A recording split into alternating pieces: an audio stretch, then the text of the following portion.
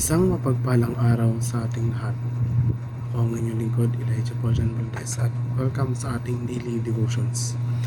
Ang ating verse for today nasa unang Pedro chapter 1 verse 15 to 16. Sinasabi dito na, dahil ang Diyos na pumili sa inyo ay banal, dapat din kayong magpakabanal sa lahat ng inyong ginagawa. Sapagkat nasusulat, magpakabanal kayo sapagkat ako'y banal. Sa maraming teolohikong konteksto, ang kabanalan ay nauunawaan bilang paghihiwalay, kapwa mula sa mundo at mula sa kasalanan. Ang paghihiwalay na ito ay kinabibilangan ng paghiwalayin ng sarili, pag-aalin ng sarili sa Diyos at pagsusumikap para sa moral na kadalisayan. Ito ay hindi lamang tungkol sa pag-iwas sa mundo, ngunit tungkol sa aktibong paghahanap sa kalooban ng Diyos at pamumuhay na nagpapakita ng kanyang kabanalan. Ang kabanalan ng Diyos ay nagpapahiwatig ng kanyang ganap na moral na kadalisayan, paghihiwalay at moral na distansya mula sa lahat ng iba pa. Pinipigyang din nito ang kanyang natatanging kalikasan na nagbubukod sa kanya sa lahat ng nilikha.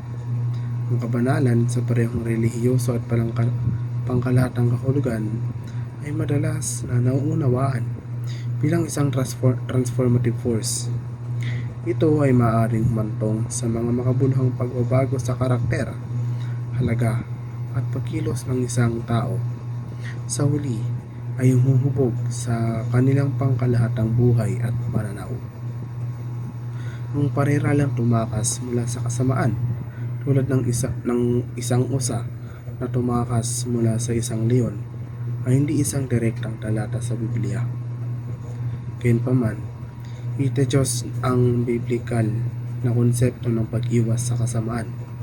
Katulad nga kung paano ang isang usa ay likas na tumatakbo mula sa isang mandaragit. Ang paggana bilang isang nakatalagang instrumento ng Diyos ay tumutukoy sa pamumuhay ng isang buhay na ganap na nakatuon sa paglilingkod sa kalooban at layunin ng Diyos.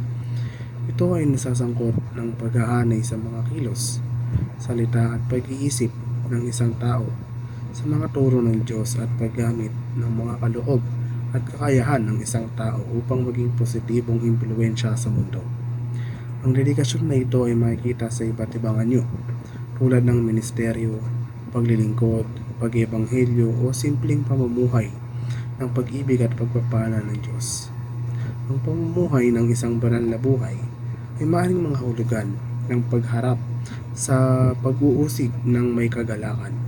Kaya nang itinuro sa Biblia ng nagdurusa para sa kapakanan ay katwiran ay pinagpapala, at ang pag-uusig ay maaaring isang pagsubok sa pananampalataya na umaantong sa kapanahunan.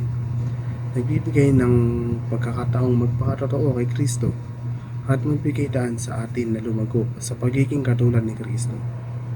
Sa huli, ang pag-uusig ay maaaring humantong sa isang makalangit na gantimpala. Muli, ako ang inyong lingkod, Elijah Paulan Valdez, at dito na nagtatapos sa aking daily devotions.